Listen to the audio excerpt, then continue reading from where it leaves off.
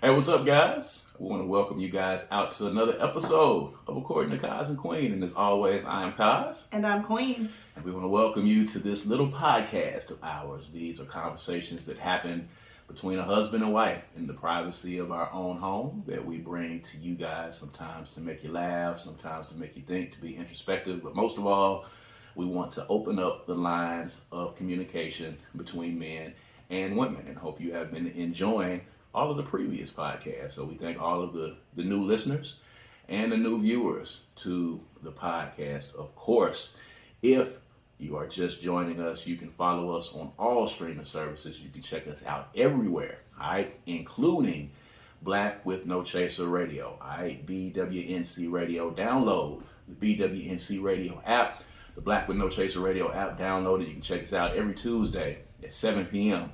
for a brand new broadcast. It's a lot of dope podcasts on that station, as a matter of fact. So make sure you download it. All right, you can go into the iTunes store or the Google Play Store. Check that out. Make sure you do that. And of course, if you prefer to watch and check out our bright, shiny faces, you know what to do. Subscribe.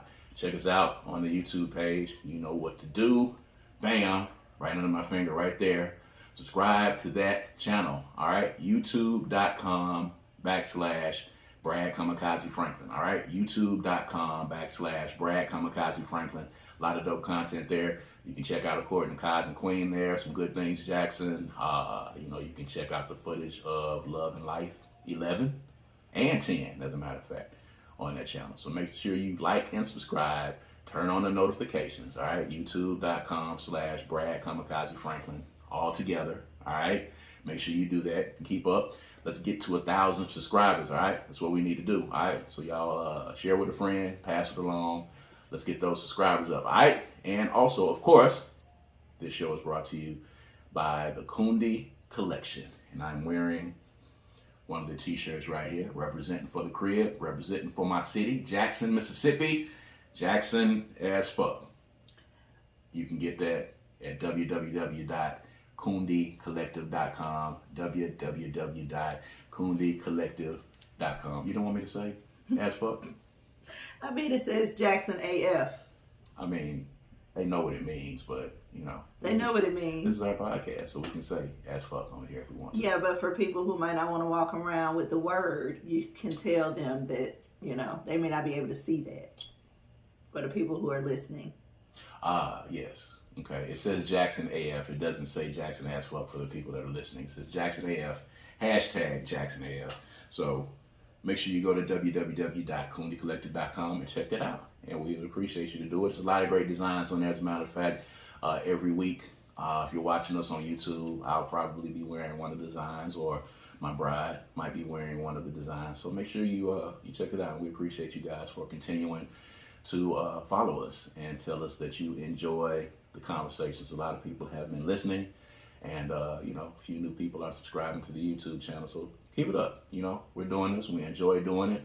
So, come along as you come along. We want the numbers to grow organically. We're just going to continue to keep pushing along as we are in season 2 of this little podcast of ours. So as we come to you guys today, we are on the heels of yesterday, a birthday, a born day, as it were, an anniversary of the birth of the Queen herself. We talked about it a little bit last week on the podcast as we were getting ready, and we talked about a few, reflections on, reaching that milestone. But we've had some conversations over the past couple of days. You did a little bit more thinking and a little bit more reflecting, and I can attest to the birthdays coming up. This is really a real thing. Like, the birthdays come up, they come around, significant birthdays every year. When you get to the anniversary of your birth, you kind of get to reflecting on the year and kind of reflecting on, the newness that's coming forward. And for a lot of people, it's kind of like making resolutions at New Year's. The older that you get, the more you kind of think about where you are and where your place is and what you can do to do different and all those milestones that you'll reach. So we were talking about some of the things that you talked about and discovered as you were celebrating this particular born day and why it was special and significant. So, touch on that a little bit. So our birthdays are actually the real new year. That's when your real new year starts. And whether you're paying attention or not, it is usually the time where you start, as your birthday season comes up, just universally, it is usually the time where you start to evaluate yourself or notice different things about yourself. You should. A lot of people, miss that opportunity, but those of you who are aware and who actually participate in your growth, you'll notice that starts to happen just organically, just universally. It happens. And I'm intentional about it. Growth is a thing that I really put a lot of energy into. I definitely don't want to be in the same place or position or thinking pattern this year as I was last year. I anticipate being different, being new, being closer to the best version of myself. So I actually take time off. I schedule less sessions. Where I've elected not to do a Whispers and Screams for the second time this month. We usually do 2. But I elected to not do the second one because I didn't want to take energy away from me. I wanted to spend that energy, whether it was good or bad, just on me, and not have to concentrate on being that for other people. So I did not do a second Whispers and Screams this month in anticipation of self-reflection. Yeah, I've learned a lot about myself in this season. A lot of things that I don't necessarily like about myself. And those things I will continue to work on now that, I've given power to those things by speaking them out loud and sharing them with my loving husband. I am going to, now I have to hold myself accountable for those things. And some of them are just, the way I react to hearing critiques and criticism. I'm a stubborn Taurian, so my first reaction is always a defensive one. So that doesn't necessarily pair well with good communication or growth. So one of the things that I've learned is that I need to be a little less involved in self as it relates to our marriage and be more thoughtful about my actions and how they make him feel. And actually this, has been coming to me for about 3 years now. I remember saying something along these lines before. And I think that it's gotten better, but something clicked this year. In the midst of a situation we were going through, something clicked and it was like, oh, girl, what you doing? It's really easy, to pass the buck, especially when you're uncomfortable being criticized. But if you are in a loving relationship with someone, and it doesn't have to be a partner, it could be a colleague or a friend. If you have a genuine loving connection with that person and you can trust that what they're saying to you is, even though hard to hear, because they love you, care about you, want you to be better, or because they feel like this is infringing upon the relationship you have with them, then it's up to you to do your part to correct that situation. Some of it is going to be projection. Some of it is going to be that person not recognizing their contribution to whatever that issue is. But worry about what you can do and what you've done to contribute to it.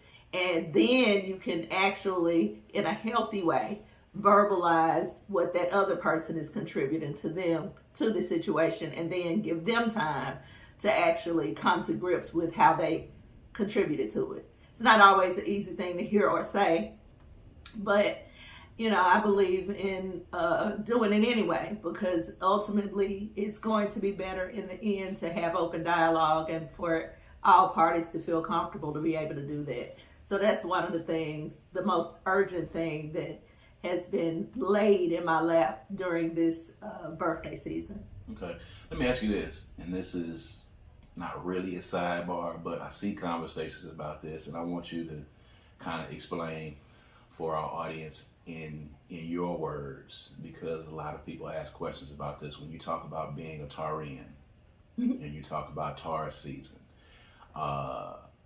and we hear people talk about Mercury being in retrograde.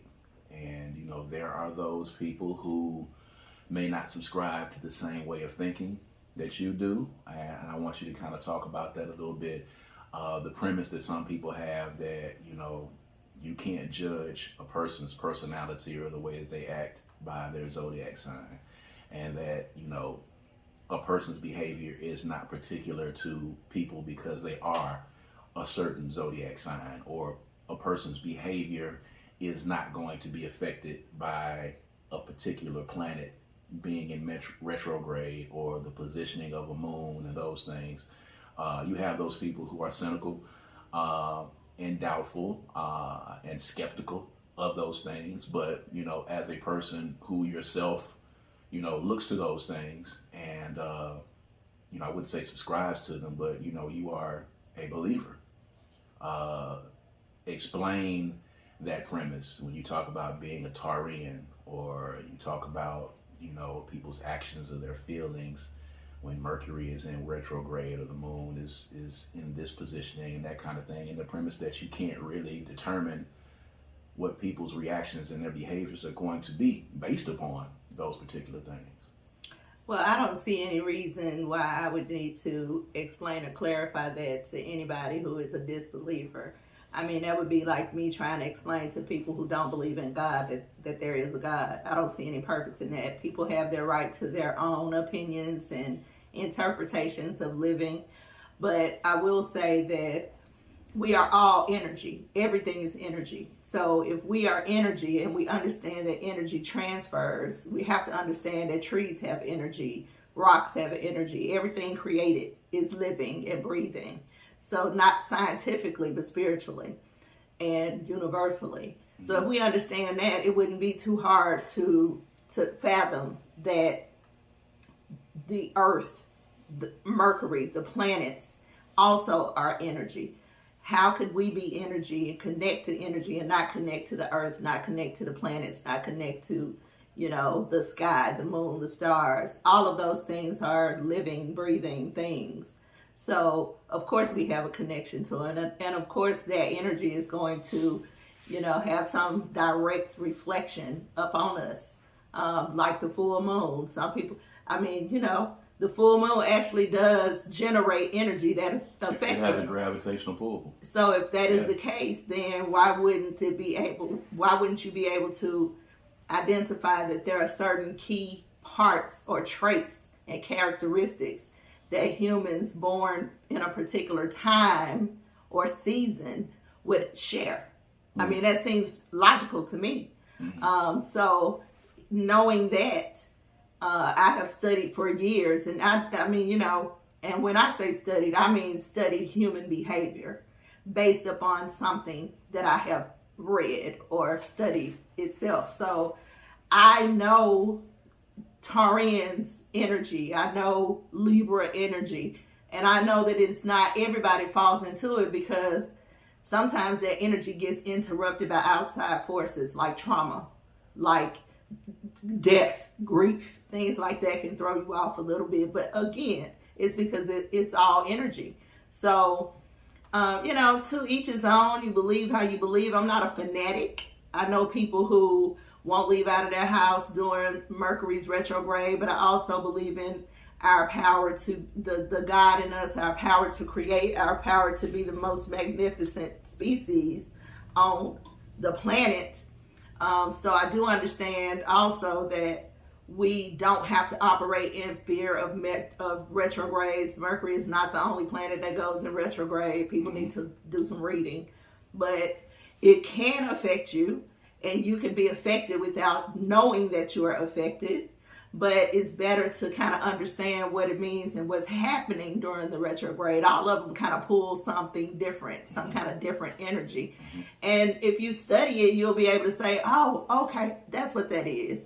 Whether you believe it or not, you know, that's up to you. I choose to be open mentally, spiritually, emotionally. And I just can't deny that I am special on this planet, but so is everybody else and everything else. You know, so that's just where I am with it. Have you ever met a a person that was a Taurus or born within Taurus season that exhibited none of the traits? No, but Taurus would be hard. We're kind of a Taurus from my position, and maybe it's because I'm a Taurus, but Taurians are pretty much, unless they grow into it or out of something, but Taurians are pretty much textbook from my experience. So you've never met a person that was born Taurian and acted like something different? Acted differently or did not? Not a Taurian, no. And I will say this also, there is something that you can also contribute that to, you know, your rising, and I can't even get that far into it. I have friends who are more into it than I am, but all of those things, when you were born, what time of day you were born, all of those things kind of have an effect on your personality traits as well. So it's really deep, and it's really a lot. It's not just, oh, I'm a Taurus. It's a lot. Your moon sign, your sun sign, it's a lot. And I know those things about Taurians, but I don't know those about a lot of other people. And I know my own signs. So, you know, just kind of look it up and study it a little bit. That don't mean that you're going to be influenced in any way that it's right for you. But just because it's not doesn't mean that it's not right for somebody else. We got to get out of the habit of making judgments on people because we believe differently than they do. Yeah, I mean, I've had people, you know, tell me that, you know, I exhibit the traits of a Libra. Baby, you a Libra up and down, around, side to side. And people tell me that. And of course, I don't follow it, you know, as deeply as you do. And people tell me that. But I've also known some people that I've run into that were born during the season that, you know, act completely different. I'll give you an example. Supposedly, Taurians are outside nature people. Mm-hmm. For the longest time in my life, I hated outside. Couldn't stand it. Now, as I become more seasoned in life, I'm noticing that there's a thing that happens to me when I am outside that doesn't happen anywhere else. And I think that's what that means. You know, we can convene with nature and have a real experience and appreciate and understand that experience. And I'm noticing that the older I get, the more I visualize happiness and where I aim to be and want to be. It includes country living. I never thought I would ever want to do that. Like sit on the porch in a rocking chair and just like have some chickens and a farm and a garden. Like I never thought that would be me. And when I think about that now, it feels refreshing. It gives me something to hope for. I don't know what we're going to do because I know that ain't really what your thing. You know, it's funny because I like the outside because, you know, that's kind of a place that I go. I'll go out and I'll sit outside in our backyard or on our porch. But I don't want to be on acres away from. Yeah, we're going to have to pray about that because that's exactly what I want. I want to be as far away I like from. the outside, but I don't like that much. I don't want a lot of outside. Like, Yeah. I'll go sit on the porch, but if I'm sitting on the porch chilling, like, I love it when there's like a nice breeze and it's crisp and I can go out and sit on the porch, or I'll go out under our, you know, on our deck in the backyard and I'll sit out there. I'll love it. I'll sit out there for hours and just kind of think. But there's still houses around me. There's still people walking along the street. There's still cars coming by. There's still stuff going on. So I'm here in this place, but around me is still the grounding of you're still in an urban space or a city space. Being on my porch and looking out on acres of land and the next house is miles away. Sounds wonderful. That's way too expensive for me. Like, I gotta be around some bustling and some action. I gotta at least have access to it. Like, it can't be that far away. I think I would like to have access to it too, but I can definitely see acres of land around me with a pond close behind. You know, I can definitely see that, but there was a time in my life where I definitely would have been afraid of the silence. Now I welcome silence. I'm cool with being alone. I'm cool with being by myself with my thoughts. Yeah, so I think that's one of the things that, like, for a Taurian, that's something that's supposedly a part of our who we are, but I'm just not getting to that. You know what I'm saying? I'm in the second part of my life, but I'm just now getting to that. Before that, I needed city life. I wanted to be close to the goings on. Yeah. Now, not so much. So some of these traits that are zodiac traits, you may not be feeling them now, or you may grow out of them. Right. You know what I'm saying? So, yeah, I've seen that too. So I want to talk about something a little bit because, over the past, few days as your born day has come up, we've reflected on our marriage and our relationship and, dating and, different points in our journey along the way. And, we had a courtship and, a dating period when, I first began courting you. I want to talk about something that I saw on social media that I thought was interesting. There was this gentleman who was taking out this young lady on their very first date, and he rented a horse and carriage for the date. And he pulled up with the horse and carriage that he rented for the date for this young lady, and she put up a post on her social media that said, "This dude is corny. He's got a horse and carriage out here." And then, of course, naturally, the hoteps and the super machismo males came under it and said that, dating in 2023 is doomed. You can't do anything for these women these days. They don't appreciate anything. She called this dude corny for doing something romantic, for getting the horse and buggy. But then there were others who came through, of course, and said, well, he should have also been smart enough to maybe ask and maybe get to know the person that he was trying to take out and date so that he could have tailored something a little bit better on the first date. Sometimes it's difficult to do if you're trying to be romantic and you're trying to be spontaneous. It's a little difficult to do. I don't know too many women that would say that a horse and carriage is corny, but I'm married to somebody who I'm not exactly sure if she would have thought that or not on the first date.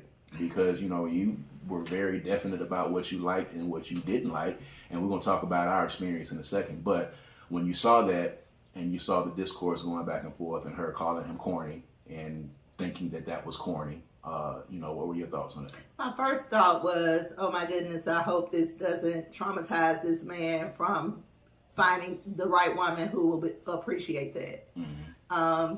I hope that doesn't happen to him, because his efforts were wonderful, and I don't think that makes him corny at all. In fact, I think that there's something to be said for taking a minute to figure out who she is. There's an argument you can make for that. Right. But it speaks more to her character, because I think even if she didn't like it, and let me speak for myself, even if it wasn't something that I wanted, the amount of effort that it took for him to put that together for the first day would have superseded that for me.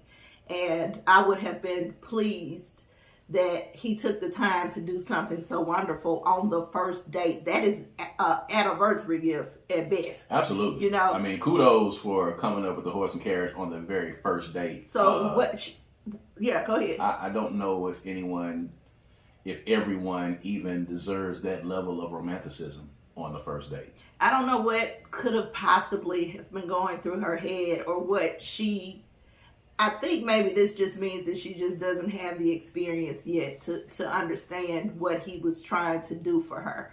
Mm-hmm. He was showing himself to her, is what he was doing, and that should be appreciated. Mm-hmm. But there is a point to be made for figuring out who she is and what she likes. I don't want to take away from that point. That point is significant, right? But not to the point of calling the fella corny. Like, I don't think that's corny. Maybe I need to refresh myself on what corny means, because it's coming up a whole lot lately. Mm-hmm. And corny is now becoming the opposite of thug.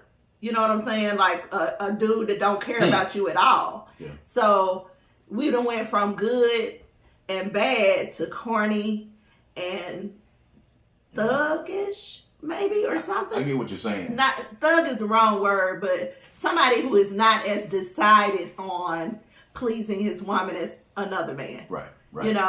It's a tough one.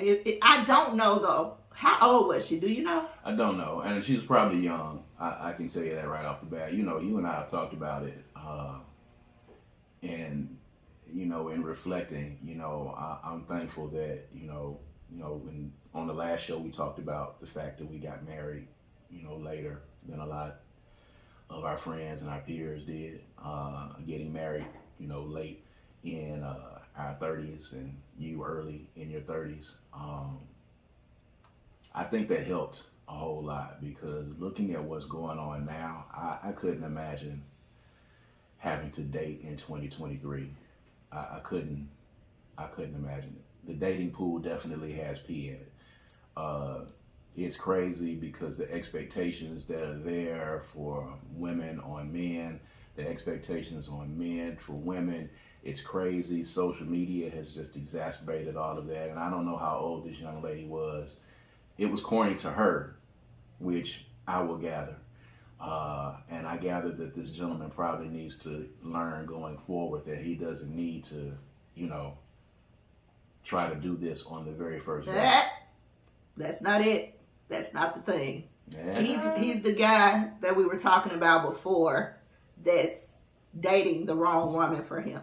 Yes. What he's definitely that's what true. he's attracted to and what he wants are two different things. So he needs to actually put some emphasis on dating the woman he wants instead of the one that he's attracted to. But how do you know that on the very first date? If this is the very first time y'all are going out, how do you know that this is the woman that's going to be accepting of the way that you show yourself? I don't know, but I don't think it's that hard. If you have taken any amount of time to have a conversation with this woman, there's going to be some takeaways unless you are not intuitive enough to figure that out, which I don't know. I'm sure, I don't know what on earth she could have done to make him think that she would be appreciative of that at that point.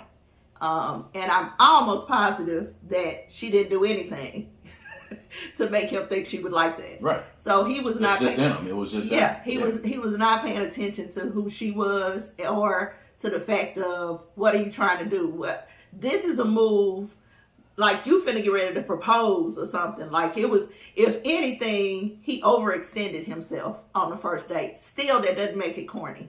So in actuality, you know what I was saying earlier, like, you know, to prevent this from happening, he might need to get to know the person a little bit better before he goes to that length. Yeah, but there are women out there who would have appreciated that. Absolutely. And who would have understood and, you know, cherished the fact that he did that. So yeah, he might not want those women. He might not be attracted to those women. Not yeah. Initially. Yeah. See, a lot of things go on when it's just attraction. You got to be more mindful. If you're looking for something real, attraction has to be the number 5 on the list of things that you're going after from this person.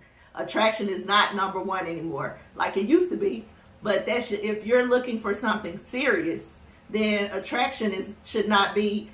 Now, I'm not saying that you can't be attracted at all, right. But I'm saying that cannot be the thing, the only thing. I want to do it, or I'm attracted to her. She hot. Like that's not enough to.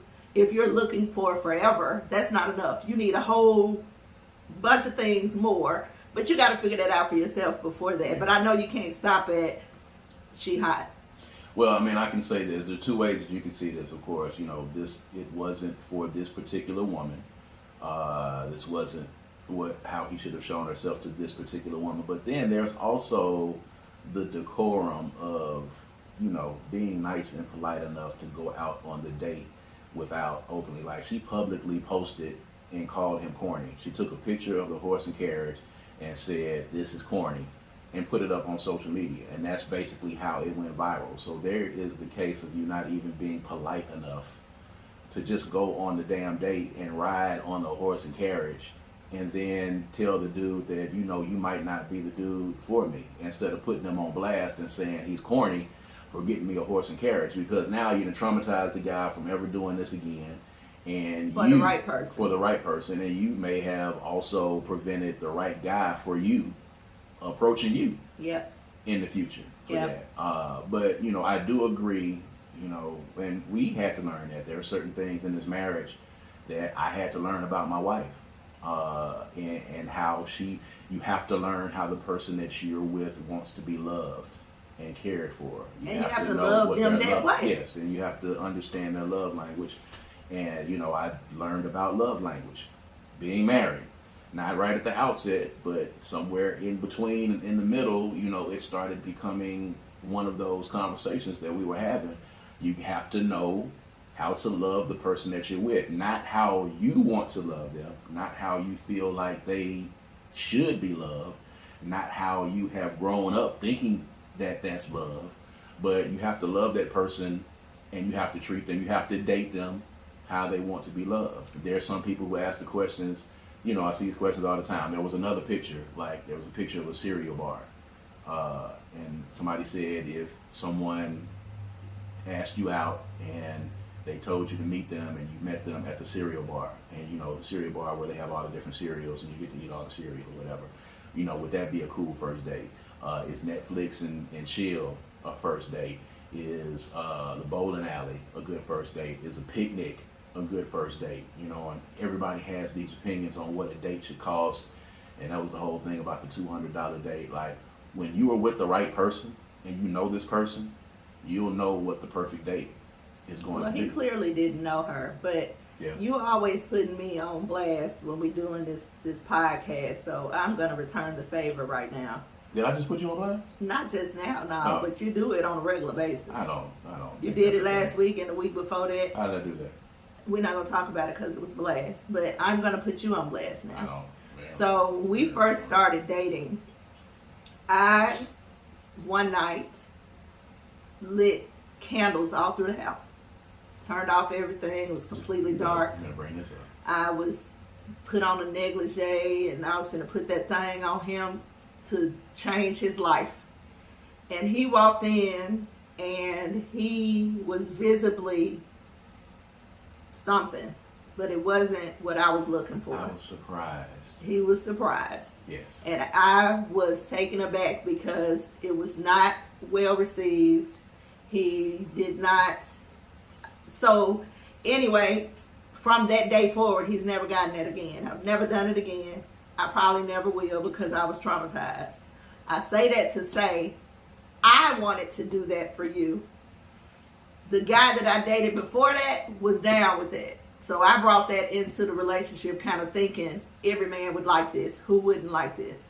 So when you walked in and your response was not so pleasant, I internalized that, A, I had to go through the whole, shoot, am I attractive? Is it me? Because that's what women go to. And then secondly, I was like, you know, so this guy is not romantic. He is not into this. Like, I don't know what to do about this. So I just stopped. But now I've learned that he is not into surprises. He wants things to be as regular as possible. I can't even change the furniture around in the house without him knowing. It would throw him completely off. So it's not tell cool. me that you're going to change the furniture. Dude, don't do it. It's not what I like. It's what he likes. So I have to learn what it is that he likes. Now, if he comes in the house, this is what he likes. If he come, I don't know if I need to tell y'all what he likes, but now I know what he likes. So if I do those things, which are not those things, go ahead. You put me on blast, go ahead. Which are not and I'm cool with it. I'm actually fine with it. I'm cool with being put on blast. That's cool. I know you like it, actually. You're probably excited right now. I don't like it. Excited? Yeah. But anyway, I had to learn what you like. And just because I like it don't mean you're going to like it. And that's fair. I think that's the lesson. I do not like surprises. I don't like surprises. But I've learned to go with the flow when it's happened. You surprised me for my birthday one time by calling people over to the house. I didn't have any idea what was happening, and I didn't catch on until folks started showing up that I knew for a fact wouldn't regularly be showing up. That was a good year. That was a good year. And that was a good surprise. I was surprised, though. I didn't know it was happening. It was cool. It threw me off kilter, but it got me. But it was also a birthday. Was So also you were hurtful. kind of, in whatever happens mode. This night that I'm talking about was completely random. And this was the first time this happened. To my credit, okay, for everybody that's listening here, okay, I'm not against the romance and the candles. I'm not huge on it. I'm a real matter-of-factly, let's get in here and let's get down to business type of guy. My wife will admit that. I like to come in and let's get down to business. You don't even really need that negligee. I would prefer you to be naked when I get here. Don't need to be taking off the negligee and doing any of that. Let's get down to business. Let's do what grown folks do, and let's do what we came here to do. That's me. But I've also learned that she enjoys that. So I have learned to up my romance game, for her. I've learned that she likes roses. I've learned that she likes, softness and romance and intimacy and what it is we're doing. And I have to learn to do that because that is your love language. So at the end of the day, it was an adjustment period. So that happened that first time. I was caught off guard because it had never happened to me before. I was caught a little bit off guard, and I did not react favorably. And at the time, one of the things that we had been working on is the fact that I didn't react favorably and you instantly shut down because I didn't react favorably to it. Mm-hmm. And I've learned that, I have to react differently, and I have to learn to let you know not to internalize it and think that it's your fault, because for the longest time you thought that it was you, or you thought that it was your issue because I came in, it was a bunch of candles used with the negligee on. That had never happened before. When I walk in and I'm calling beforehand, be naked when I get there, and I'm gonna walk through the door, I'm gonna take my clothes off, and let's go ahead and do it. That's fine for now, but we were just starting. That's really kind of what I had been used to until I learned to be a little bit romantic. Now, And granted, that's what happened to this young lady. She wasn't used to this man or anybody showing her that much attention or being that romantic to her. she might have been used to him calling her over to the house and saying, "Come through." That might have been. Or being naked when he walked through the door. So this is what I'm saying. That's why I brought it up for. Yeah, because she wasn't used to it. Now, the way she responded to it wasn't favorable by getting on, the internet talking about it and calling him names. That wasn't favorable. Mm-hmm. But that's probably inexperience and a sign of the world we live in today where, it's blast city for everybody on the internet just so they can get likes and comments and all of that. But it's the same thing. He did not take time to figure out if she would like it. And she does not have the experience to be able to appreciate it. So both of them can learn something from this. I guess they can. So, moving on, of course, another issue that I want to talk about with you. Steve Harvey is talking again. He had an interview with Shannon Sharp on Club Shay Shay. And, he is big on giving relationship and marriage advice. And, Club Shay Shay. How did he come up with that name? I don't know. Okay, I'm sorry. Go ahead. Yes, this Club Shay Shay, for whatever reason. Basically, he was handing out and doling out, manhood advice, and he was doling out marriage advice, and there's a lot of people that eat it up. I'm not a huge fan of Steve Harvey's marriage advice because there's a couple of issues, and we're going to go in there. First of all, he's been married 3 times.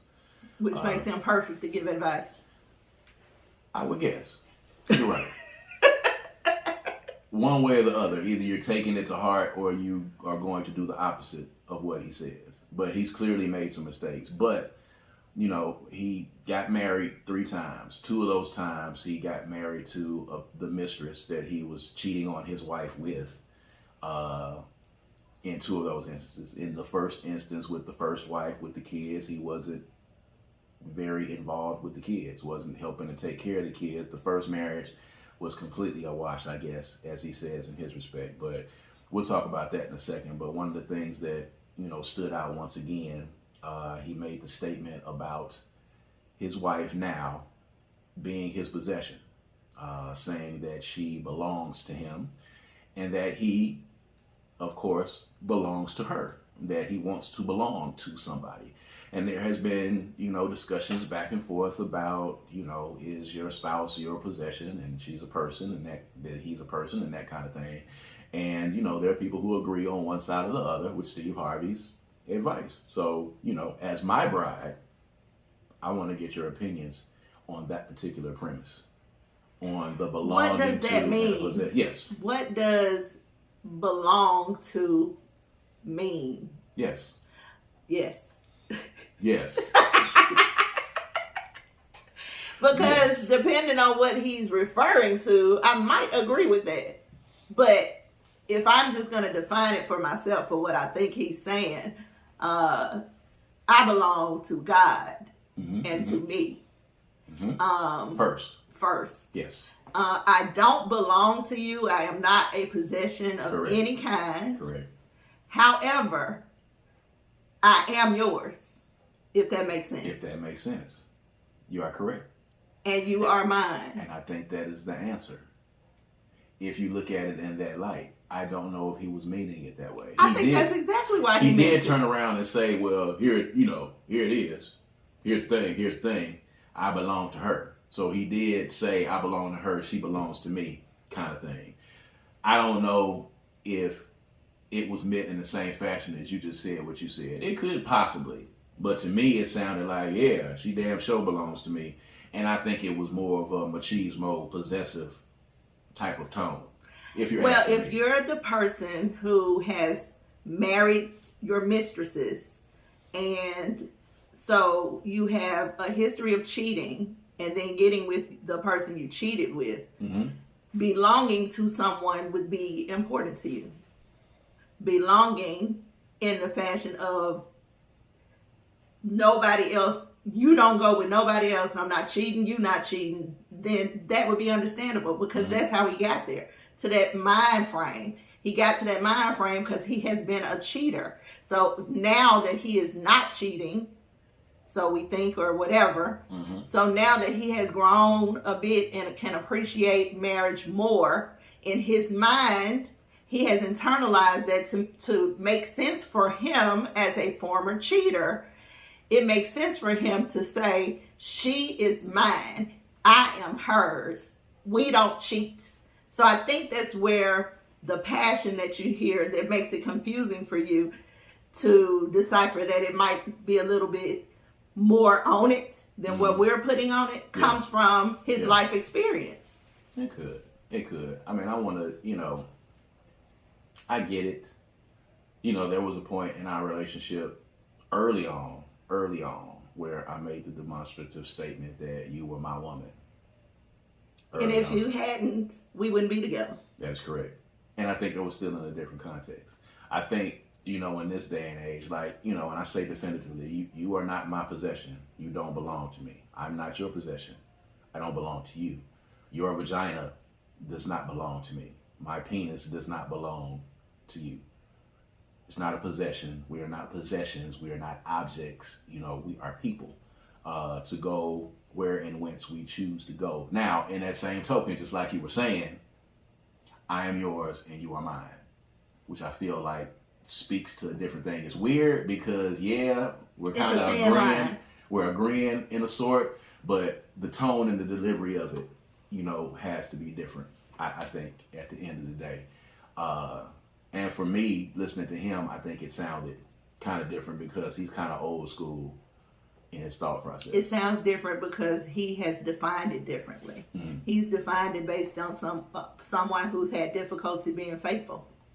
That's how he's defined it. Now he has taken ownership of her because that's the way that he maintains fidelity. So that's why, to me, it sounds so passionate, and why your energy and your spirit can't connect to it, because you can tell that it's not this. Which is probably right. You're probably right about that. Everybody's situation is different. Do you feel like because of the number of times that he's cheated? Because for me, last week when we were talking about this, I really, honestly, I made a point of wanting to get married and have that be the only time that I get married. I wanted to get married one time I wanted that to be it, and the person that I'm married to, and to be honest, that's for the most part, that's everybody's thought process. For the most part. For the most part, okay. 70% of the time. I'm cool with that. Give or take. But I'm adamant about, like, I don't want to, when you get on your third, fourth time, to me, you just playing with this shit once you get to that point. I would tend to agree with you, except that I know women who have been married before 2 or 3 times, couple of family members.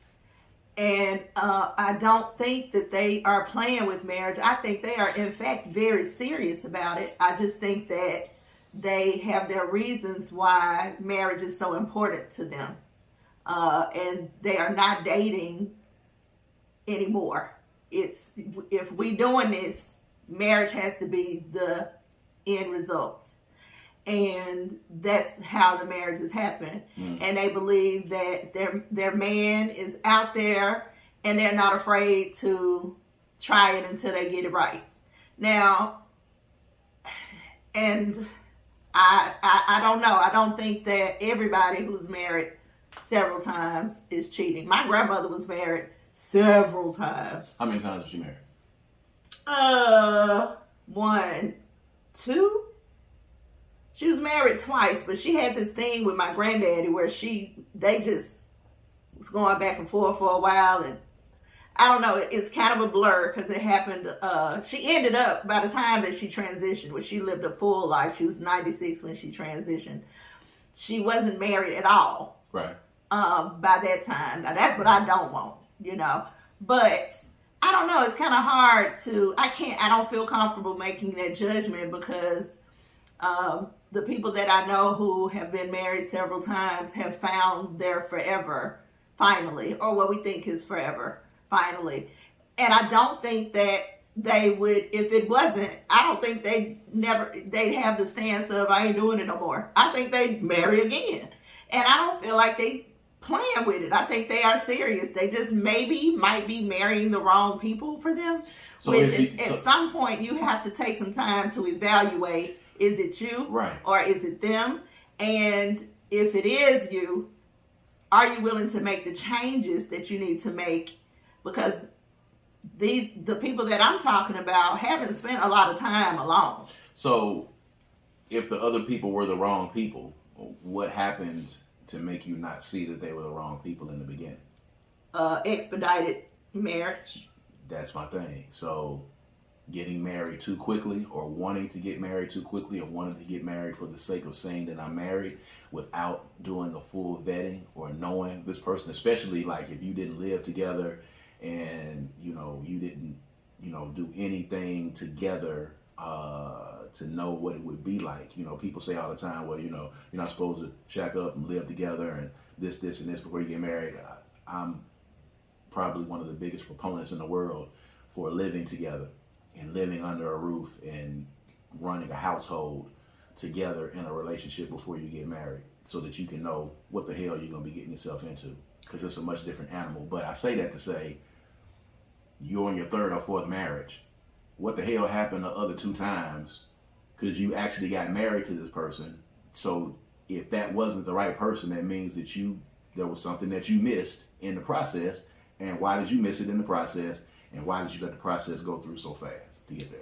Well, in one of these cases of the women that I know, the first marriage was a horrible mistake. It was a young relationship, and he was not that good of a man to her, but she had invested so much time, and she gave him an ultimatum, and he was like, okay, that never works. So after that, 0% of the time does that work. That doesn't work. But the next husband actually died, so that left her open again. And then the next husband was the one. So in her case, she wasn't playing around with marriage. She just had not found her forever dude. And that's just one instance. So it's not. I'm not comfortable with blanketing it that way. I'll give you that. Because you don't know what the situations are. I don't know anybody who's a serial marrier. I'm sure there are people out there. Absolutely. But I don't know any. The people that I know just so happen to believe in marriage enough to keep trying. And that's the way I choose to look at it. I mean, as long as you're not treating marriage like it's like the bar exam or it's a test that you're going to take over and over again until you pass, I don't think marriage should be. And people may disagree if you're listening. I don't feel like marriage should be something that you do over and over again until you get it right. Well, that's you, baby. That's you. That's your life perception. Right. Your parents were together until your mother transitioned. You don't have any other mind to. Any other example. So you don't have any other, way to measure that except that you've seen two people be together all your life. That is not the same for everybody. That's true indeed. Our opinions are formed based on our life experience. Yeah, experience does. Experience is the best teacher at the end of the day. I think so. Okay. Shout out Nikki Howard. At any rate, yeah. Shout out to Nikki Howard. And on that note, that was a good discussion. I mean, we've had some good discussions the past 2 weeks, especially coming on the heels of love and life. We always have some topics to talk about, coming on the heels of that. Still got a few other things that, I want to touch on that we haven't touched on yet that, are in the realm of the relationship thing as well. And I guess we'll get into really soon. But, there's still some birthday revelry to be had. Candles and negligees. Candles and negligees. Do it work if I tell you first? Yeah, it definitely works. I'm just not a surprise guy. I don't like surprises. I'm cool with spoilers. You can tell me what happened at the end of the movie. I want to know. So weird. Who does that? I don't. I know what it is, and we may need to table it to the next thing. But that's a problem that I want to feel like I'm in control of the situation. Come on, breakthrough. There's a problem there. Now, I broke through that. I already know what that is. But I'm just not a surprise guy. I'm not a surprise. And we've got a 13-year-old who lurks around this house like a panther. Did you say she lurks? I was just in the backyard before, we did this podcast. I was in the backyard earlier. I had walked all the way to the fence. You know what the fence is? Out by the deck. I had walked all the way there. Apparently, she had followed me out of the house. I walked to the fence, and I turned around, and she was standing on the deck. I didn't hear anything at all whatsoever, and I turned around, scared the fucking shit out of me. She walks around here like she's the Black Panther or Spider-Man, and she just pops up behind you. She takes great joy in it, as a matter of fact, and it's the craziest thing. But I don't like being surprised. I don't like surprises. I like to know what's happening when I'm going in. When my wife calls me and says, I got something I need to talk to you about, you can tell me right now. Oh my God, yeah, you are like that. I'm not waiting until you get home. I need to know what's happening. What's going on? I need to know what's happening. And if it's something really trivial, she'll be like, oh, no, it's nothing. It's I think, I know you're still working through this, but I think you have an issue with emotional shifts. I think that's why spontaneity is a problem for you. Yeah, I don't, and luckily, in the instance of both of my parents transitioning, there was a period of illness in the front of it that led into it. Dad's was a little bit more sudden, but he was in the hospital at the time. Did not, we did think he was coming out of the hospital, but it wasn't as difficult to deal with. Mom was sick for a period of time, and there was a decline there.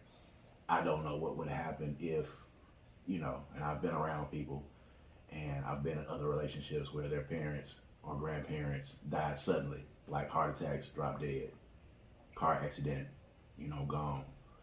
I don't know. This is something we'll table. Talk about, because that's a lot, really. That's something that we can use for the next podcast. So y'all got to tune in the next time. Y'all got to tune in. You got to check it out the next time. You got to make sure that you listen to us on all streaming services. All right, Spotify, Google Podcasts, Amazon Music, Apple Podcasts, of course, here on YouTube, Black with No Chaser Radio. Check us out. Make sure that you tune in. All right, so we're going to go enjoy a little bit more birthday revelry. and we're going to see if we can make it through and still be standing after all of this is over with. It's Queen Week, so happy birthday and happy born day to my beautiful bride, who's celebrating another rotation around the sun as well. All right, so y'all make sure y'all tune in with us, man. Make sure y'all check back with us next week. All right, as always, I'm Kaz. And I'm Queen. And this is According to Kaz and Queen. We'll see you guys next time. All right, peace and power. Peace.